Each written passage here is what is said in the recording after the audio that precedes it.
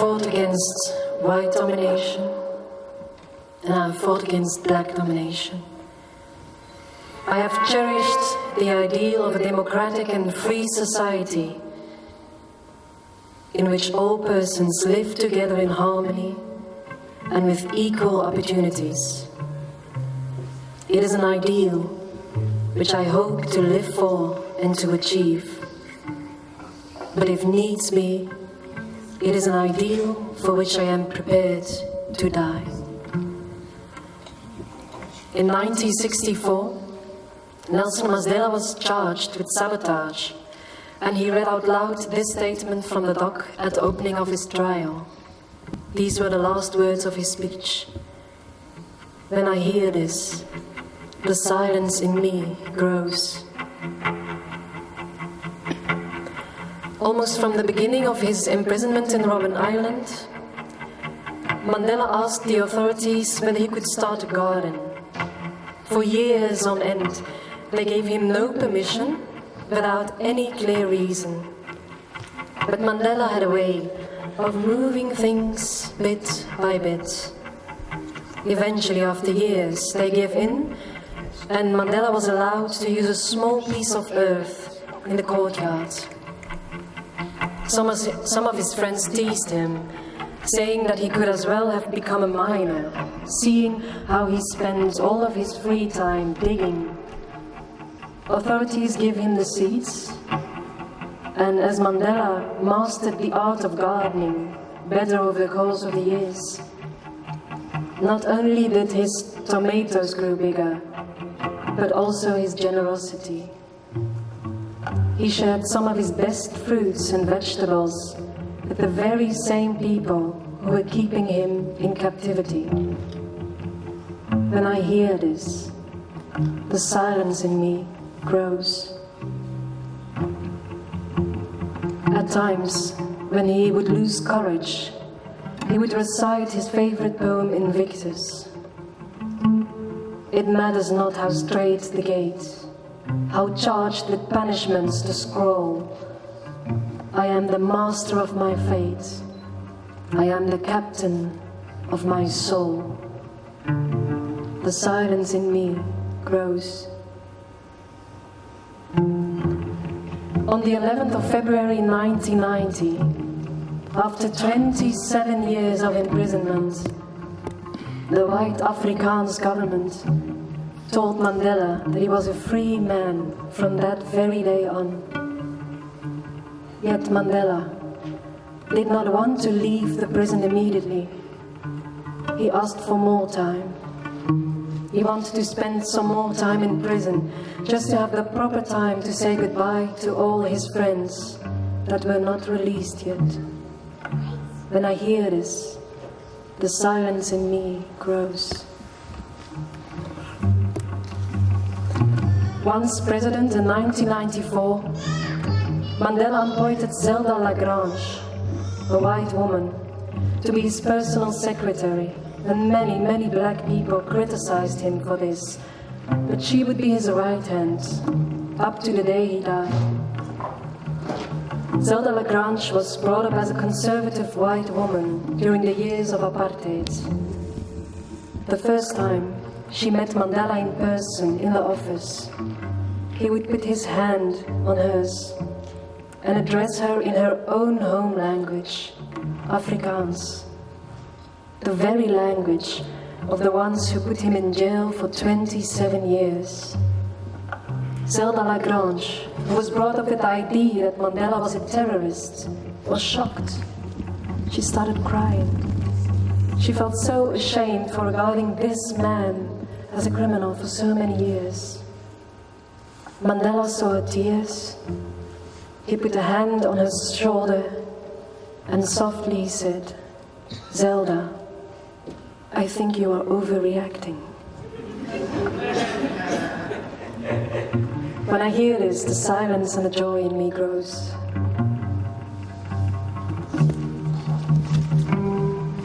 He had to work hard on Robben Island.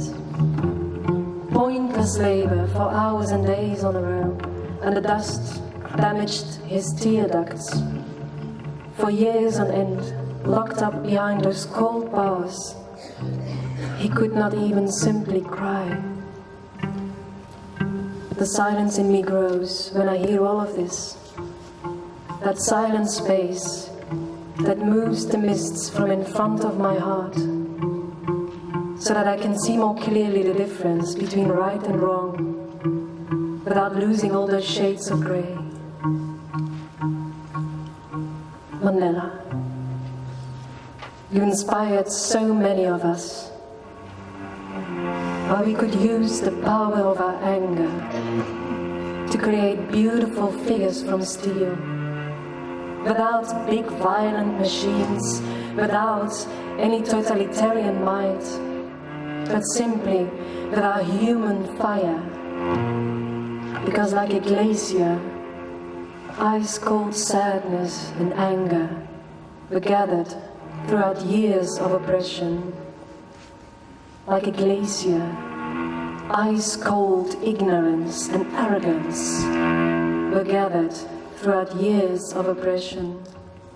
But in the end, both sides of the coin, black and white, started melting from the warm tears of liberation, the tears he could not cry for so long. So maybe the least we can do now is to cry along with our nation's injustice. Cry tears from anger, tears from sadness, cry tears from laughter and joy, so that all our water may become a river, searching for seas, finding the tides of our knowing, what justice can be like, what justice should be like. Tell me the truth, Madiba. When you were leaving prison after 27 years and walking down that road to freedom, didn't you hate them all over again? Absolutely I did. Because they'd imprisoned me for so long. I was abused. I didn't get to see my children grow up. I lost my marriage and the best years of my life. I was angry and I was afraid because I had not been free for so long. But as I got closer to the car that would take me away, as I walked out the door toward the gate that would lead me to my freedom, I realized that if I didn't leave my bitterness and my hatred behind, I would still be in prison. When I hear all of this, the silence in me grows.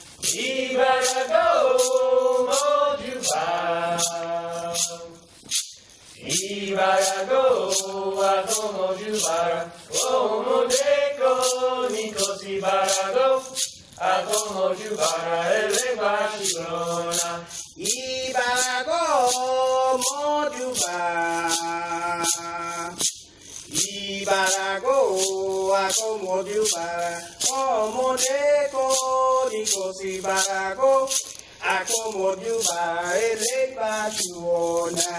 Ibarago, mojubara.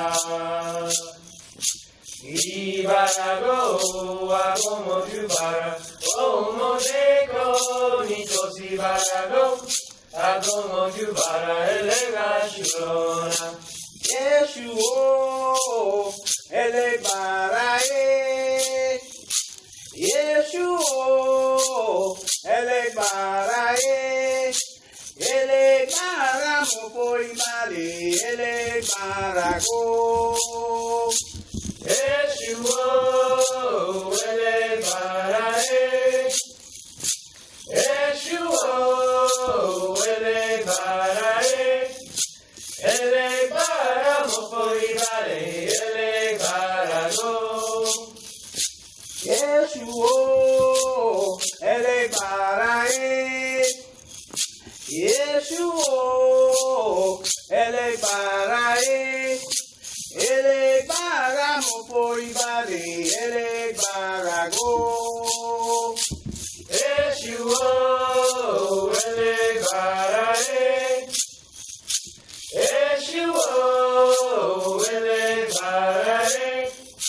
Elebara mopoimale, elebarago.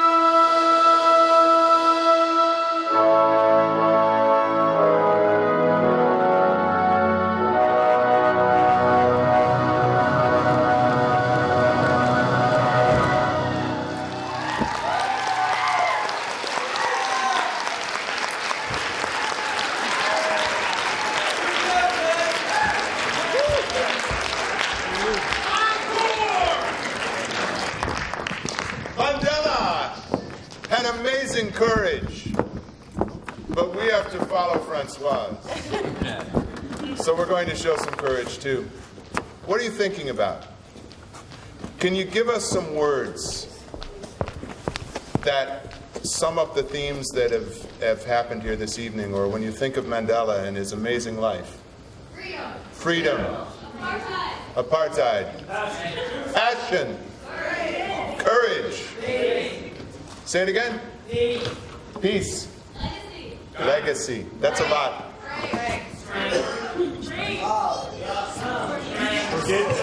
You don't need us. This is the theater of the people. The words you're saying are the theater of the people. And you. Wisdom. Yeah. Wisdom. Forgiveness. Ah. Yeah, right there.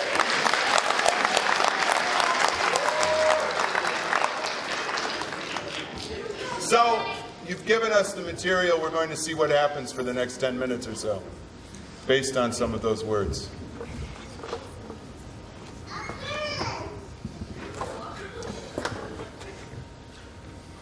Grandpa?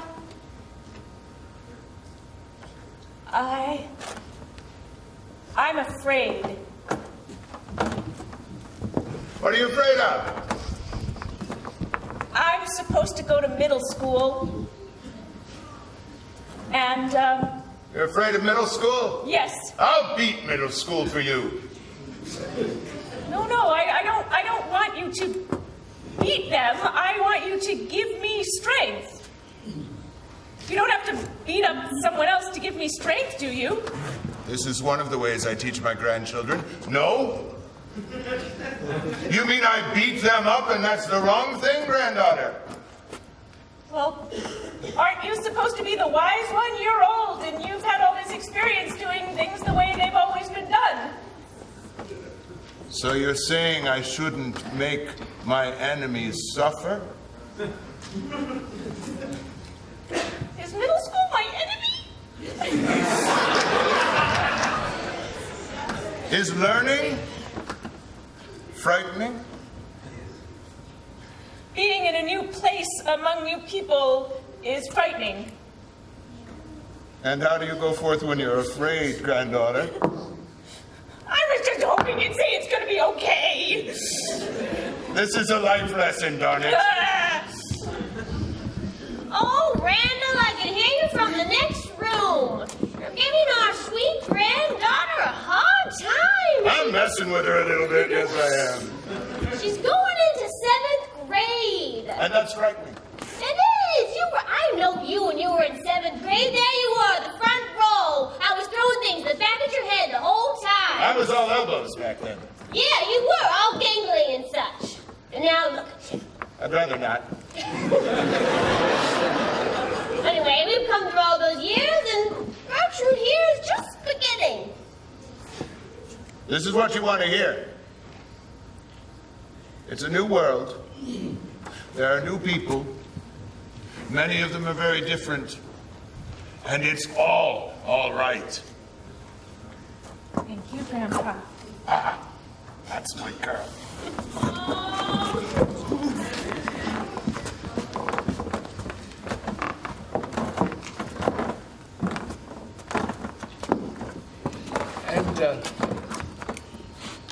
And I want to tell you, I hope you forgive me, and I forgive you.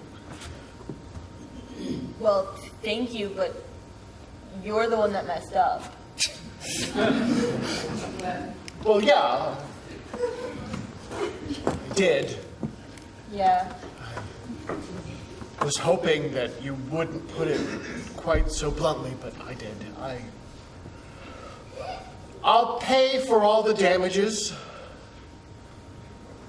It's just a jar of peanut butter, but you did knock it off of the counter. I was grabbing the jelly. They go together. I know. I don't know how to have a PB&J without... Well, you could have a jelly sandwich. I mean, that's well known. I could make you a jelly sandwich if you're willing to forgive me. I don't know how jelly substitutes for a peanut butter and jelly sandwich, I but forgive him for the peanut butter. What's next? yeah. If I do forgive you for the peanut butter, what's next? But look at him. He's just so innocent. And it was, after all, it was just peanut butter. Oh, it's just peanut butter. I'm sorry. I mean, who makes peanut butter in glass jars anymore? Hippies, that's who. If you give in on this, they're going to run your life forever. But they are so wonderful. You must forgive. We need to stand up for our rights. We can't just make it unimportant. It's a jar of peanut butter. That's protein. Jelly doesn't have protein. It is a jar of peanut butter. And it's organic peanut butter. That's why it's in a glass jar. Well, and it'll never be recycled again. That's glass that's going to go right into the trash, right into a landfill. It's the oil-covered remnants of my permanent shame. Excuses. There are more important things in the world going on, like oppression. Don't give an inch. Well, yeah. But you're the one that broke the Frankly, leg. I feel oppressed. I mean, it seemed like an innocent accident. She put it on the edge of the shelf so that when you touch it, it He's would the fall down. oppressor. You're oppressing me. You're making peanut butter She's not a big oppressing you. deal. Shove his face in it. They can clean it up. Forgive the oppressor. That's what Mandela did. You ruined my peanut butter and jelly sandwich. We could go out for a peanut butter and jelly sandwich. Now, that's not a bad idea. You know, Can I come too? I guess compared to 27 years in prison, peanut butter isn't such a big deal. Yeah. Let's go out for a peanut All right. No, wait. Just the two of us.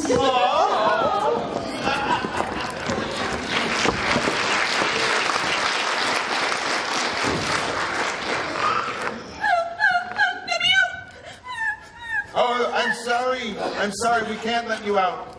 Let me out. No. Please. No. Please. No. You have teeth. You see that? You just proved that we can't let you out. I'll be good. I'll be good. I'll be good. Let me out. It's for your own good. I'll give you love. Please. Let me out. What about me? I want love. I love you. Let us out. Let us out. Let us out. Let us out. If we let you out, you'll just make a mess. No, we won't. You're not house trained. You can't handle the responsibility of being out here. This is for us to destroy the ecosystem. You stay in there.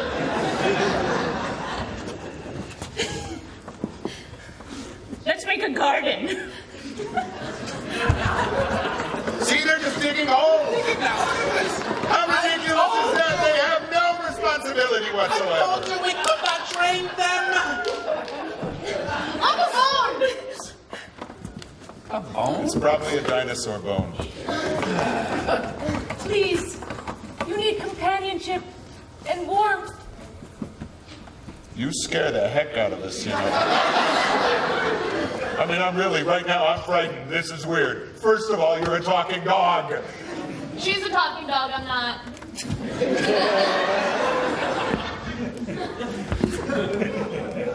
All right, tell you what. Oh, no, that's just going too far. Let me out, please. I'm the good one. What do you think? Let the good one out? Give him a chance. Now, that's not helping your cause at all. But there's something about you that's really honest. I think it's her teeth.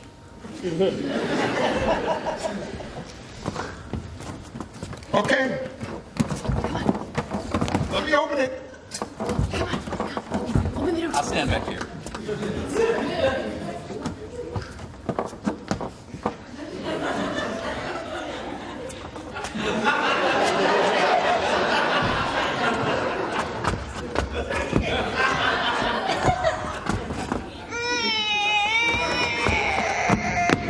Okay, you're free. Yay, freedom!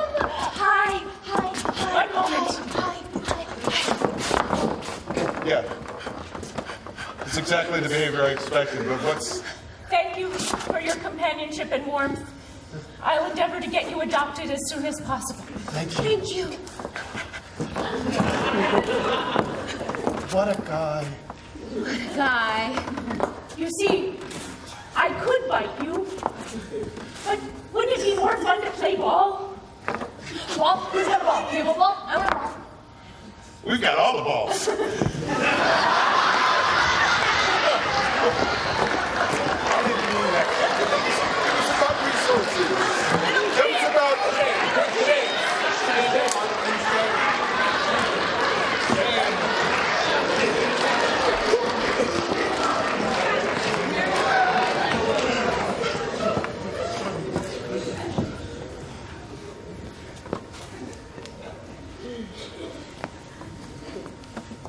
These giant construction blocks are awesome.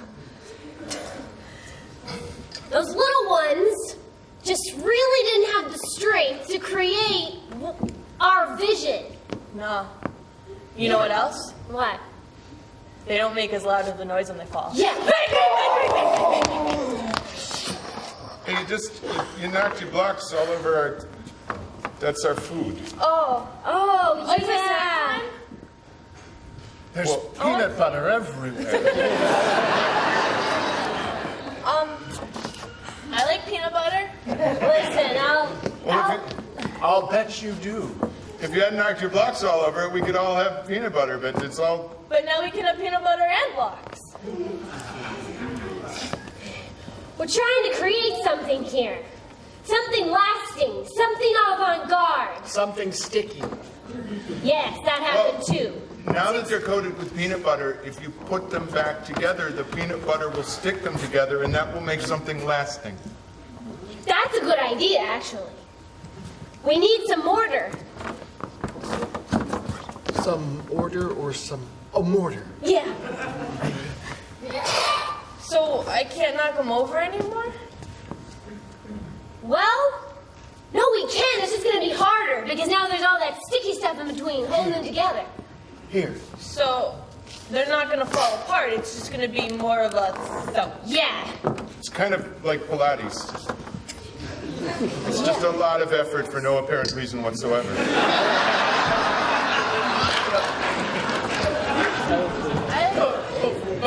But what am I going to play with? I'm allergic to peanuts. Oh. I heard the kindergarten across the hall's really nice. They have sun butter. Sunflower seeds, not peanut butter. Oh! I like sunflowers. Let's go play over there. Now I have no friend. I'll be your friend. All right. All right? We build crazy things and then knock them over. This is a metaphor, isn't it? Yes! Yes!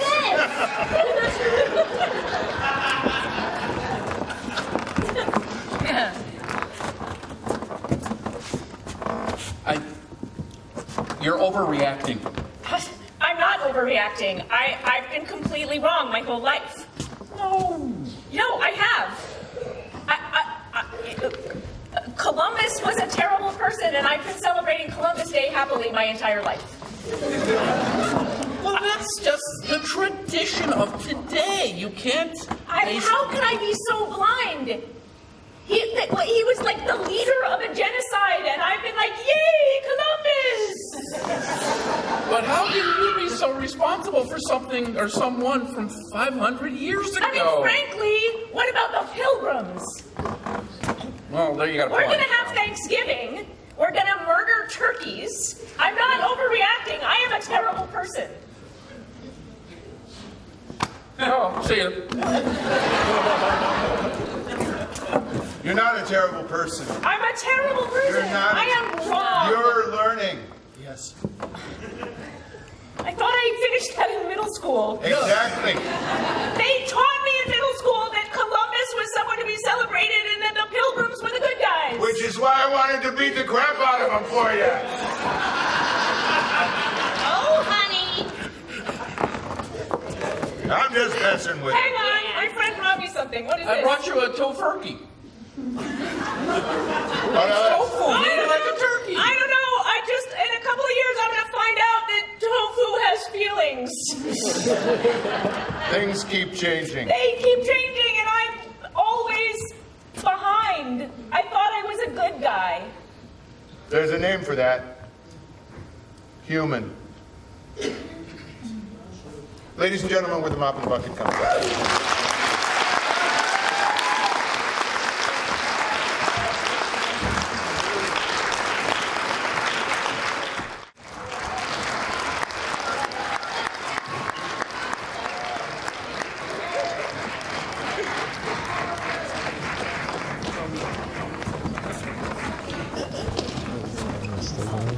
Yeah, that's the full battery. I'm surprised. It's a little hot.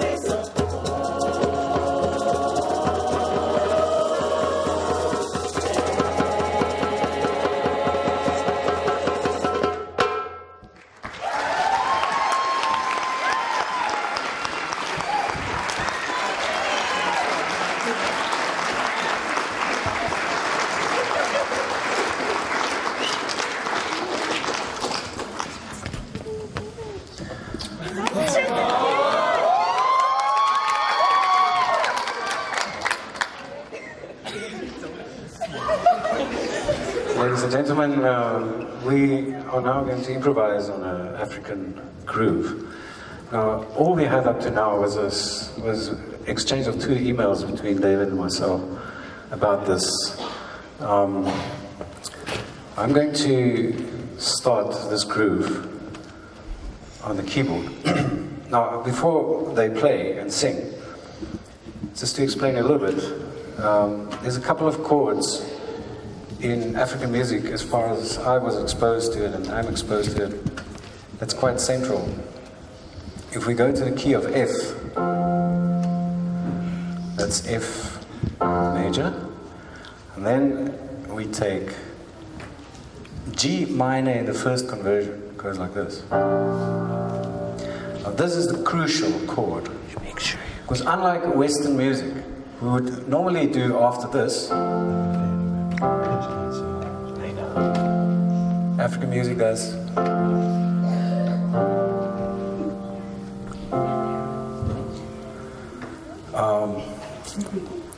I actually don't want to say more about it. I hope you can feel what I mean to say. I'm going to do this again. This is what we in standard classical music here.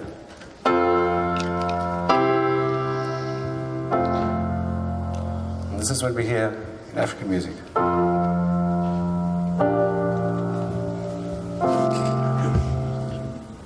Okay.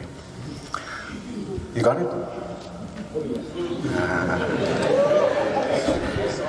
Okay, I'm going to start, and then as I go on, this is all about feeling. Okay, so you don't do anything unless you feel it, right? A little bit like a cup. I'm pouring the water. As soon as it spills over, that's when you start expressing.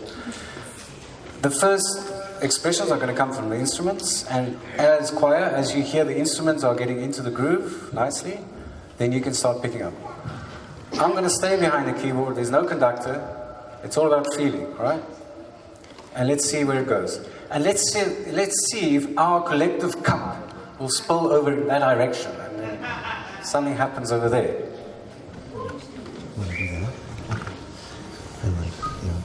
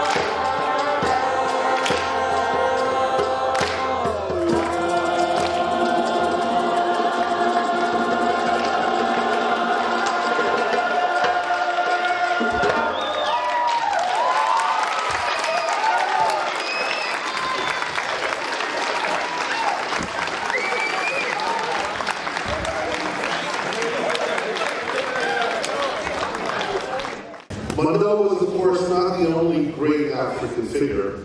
After his death last year, a debate flared up whether Kwame Nkrumah, the first African president of Ghana, was not the greater African hero.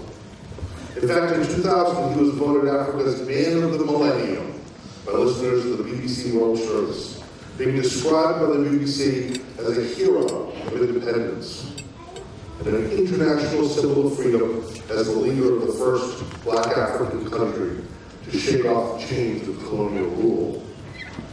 Whatever the truth of any of that is, Mandela was always the first to acknowledge the collective nature of Africa's liberation struggle. He was, and often controversially so, supporting independent leaders far afield, like Fidel Castro and some South African and South American socialist leaders. For music related to these, I leave it to the Ensemble Pigueros to introduce Nkrumah, an original composition by Professor Knowles and Afro Blue, a beautiful piece by the great Cuban Piguero, Monga Santa Maria.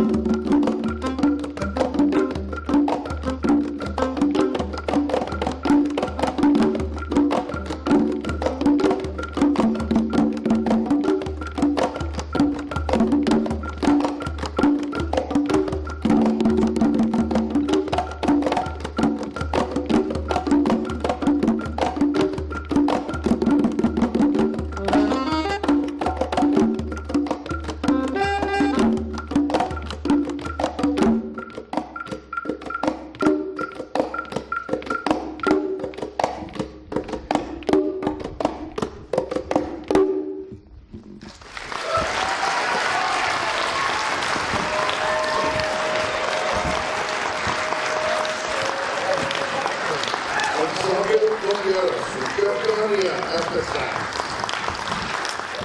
The question can be asked whether Mandela made South Africa what it is today, or whether South Africa made Mandela to what he was. Whichever way, the character he developed undoubtedly tapped deeply into the physical environment that is South Africa, as well as its human roots. Mandela's physical features carry the signs of the well-known fact that migrating sub-people mixed extensively with the original inhabitants of South Africa, the Kosian. Not only is the Khoi, or Bushman, the oldest culture on Earth, they are also the most direct descendants of the original stock of modern humanity. Mandela's ability to reach out, to do so many on a level of common humanity, and so much, is a part, at least attributable, in part attributable, to this ancient lineage. The song, Beautiful Land, by the Ha-Man, celebrates the inspiration that flows from the mountains, the seas and the plains, as well as the ancient bones of this very special place on our planet. Holy place of ancient bones, treasury of stars and stones, I come to thee, you set me free, beautiful land, South Africa.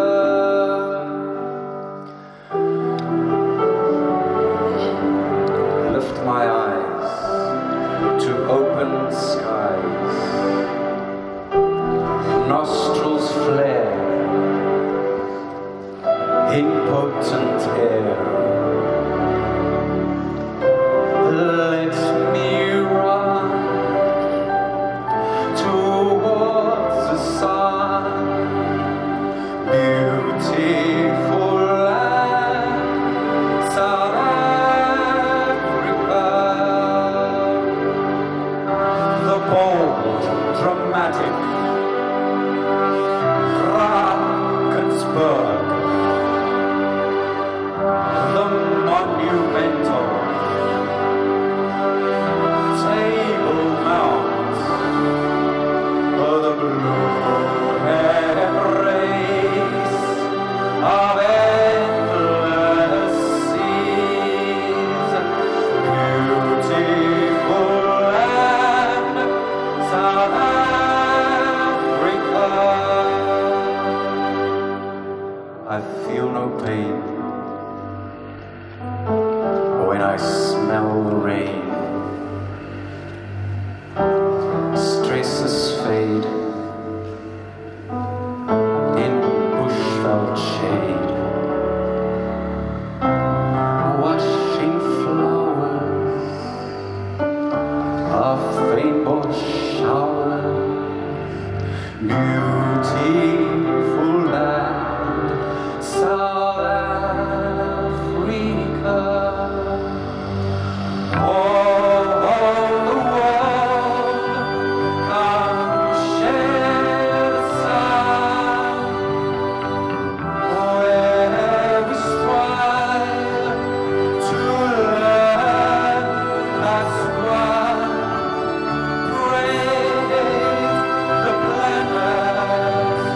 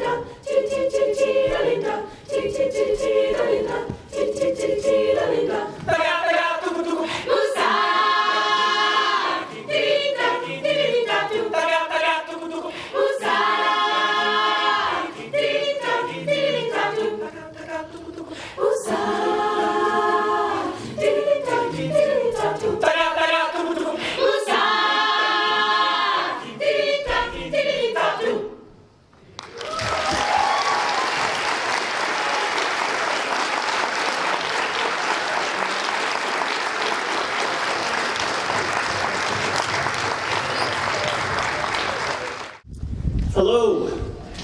How's everyone tonight? You awake? Is this unbelievable or what? What an honor. Well, I get the distinct honor, the privilege to travel this country in speed paint, performance paint. And a few months ago, I was in New Jersey, Rutgers College. And I'm walking the halls just before I go on to paint these pieces. And I'm going up and down the halls, and I look up, and there's this massive photograph. And I'm looking at this photograph, and I go in closer, and I see on the tag, Nelson Mandela's cell. And I'm looking at this photograph, and it's Nelson Mandela's cell, where he spent 9,000 days plus in this cell. Now, you could not even extend your hands arm to arm in this cell. If you've never seen it, it's unbelievable. Google it. And I'm looking at this, and then I thought to myself, this man had a vision. He had a dream. He spent 9,000 days in this cell, and he gets out, and his dream didn't die in that cell. His dream was actually motivated and inspired through some poems. And he gets out and he still follows his dream. If there's any young people, which I know there are in this audience, you all have a dream. And it's important for each one of you, each one of us in this room, to follow our dreams and hold on to them with passion. Nelson Mandela had a dream, and he gets out and it was so powerful that he becomes president after spending 27 years in prison. That's a dream. And you know what? Here's the greatest thing, is it wasn't a miracle. It wasn't a miracle. He just chose to go. He chose to follow his dream. You and I have that same opportunity. We could change the world.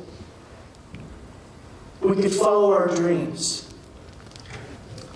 Well, my name is Tom Verano, and this is called Emotion and Art, and I hope you enjoy it.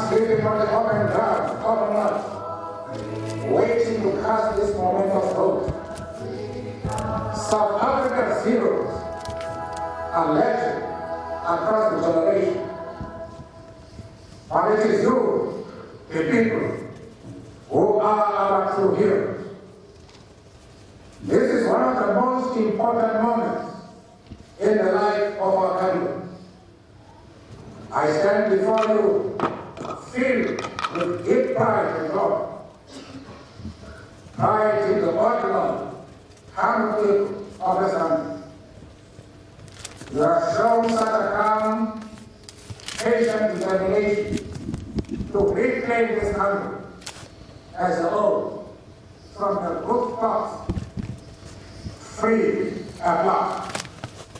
And I stand therefore before you humbled by your courage, with a heart full of out of the night that covers me,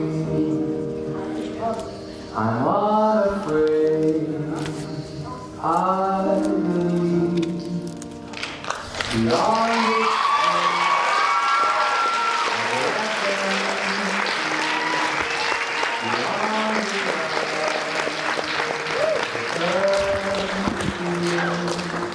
I thank whatever God made me be.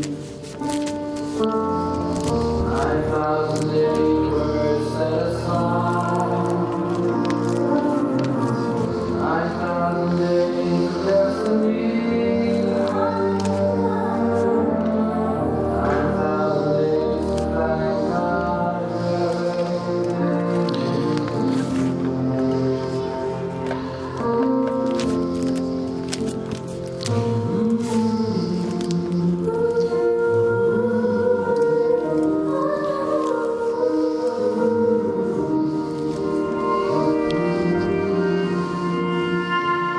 It matters nothing to serve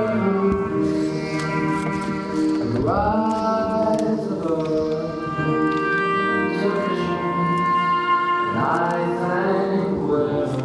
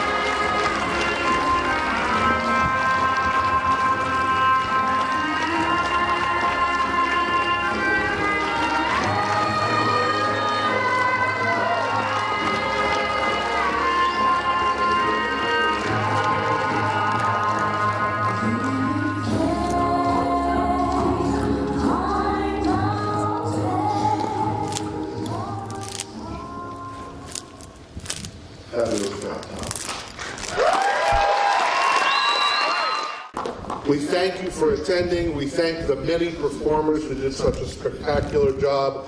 I personally want to thank the staff here at the GE and at Proctor's and the guys from Open Stage Media who've been shooting this. We'll edit it and we'll put it on public broadcast and video on demand and webcasting if you want to see it, all of which you can find on our website, proctors.org, or on openstagemedia.org.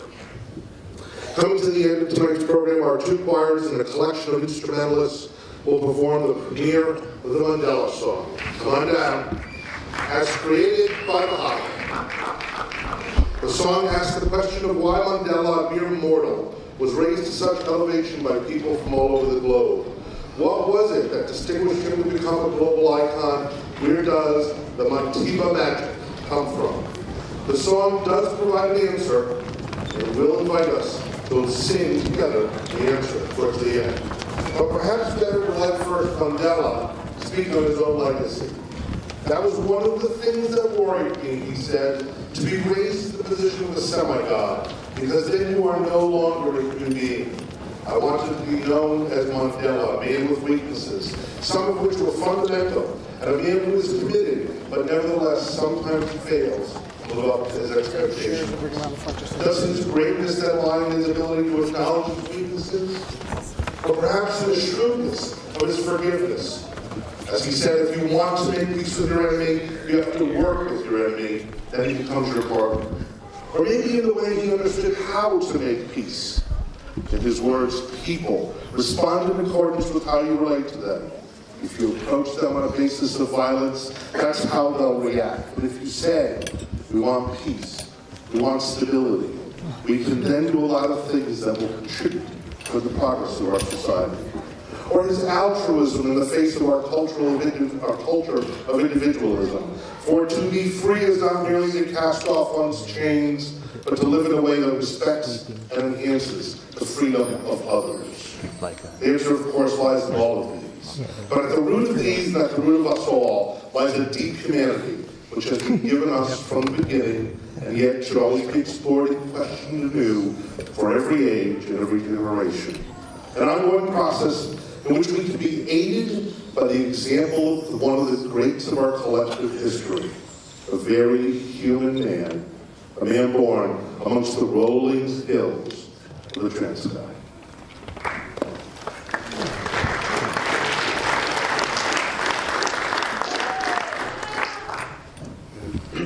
Thank you.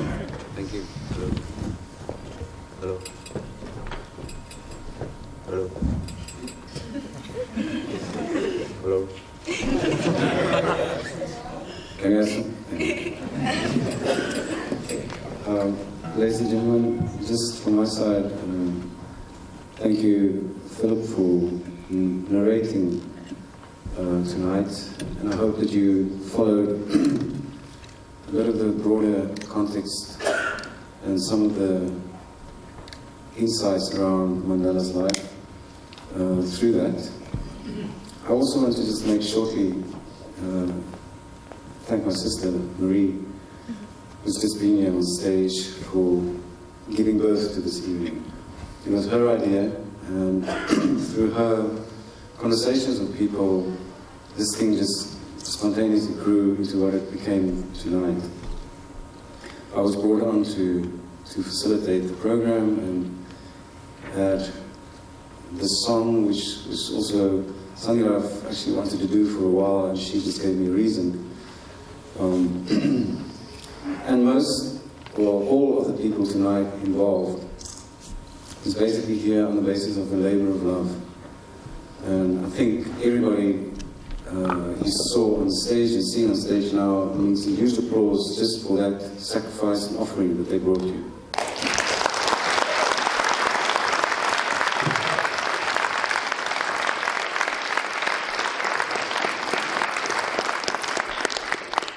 The song is basically in two parts. The first part is asking all these questions, and I trust that you will be able to follow the text up and singing. The second part gives not the only answer, but an answer to why are we here tonight celebrating Mandela? What made him such a magnet of many things? And you hear the answer is already been said by Philip. It's about tapping into deep humanity. We don't have much from Mandela in terms of books of values and principles and dogma or certain beliefs. we mostly have a man who stood, I think, first of all, for justice. Mandela is not a simple man. One of the things that hits us most is reconciliation, and the fact that he was able to forgive. But even deeper than that lies his sense of justice.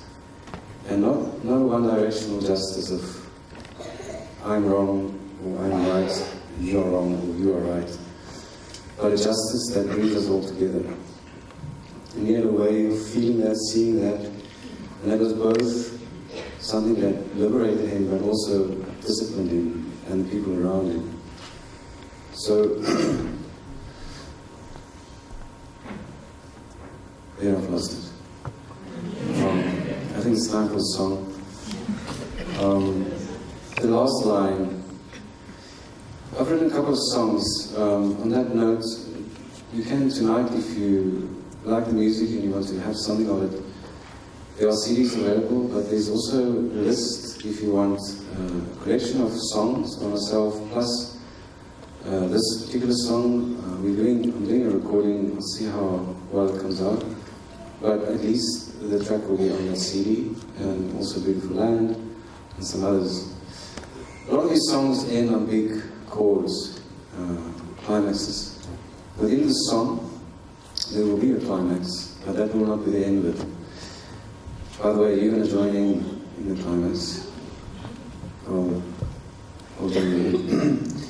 The song ends on a softer note, and just the last line of it says that Mandela, his whole life, his whole meaning actually brings us back to ourselves. And he also, shortly before he died, his message to South Africans was, it's up to you, it's not up to me. I'm not hanging there somewhere in the clouds and doing it for you. It's up to you. I've done my thing, do your thing. And I'd like us to walk out tonight with that feeling and that idea.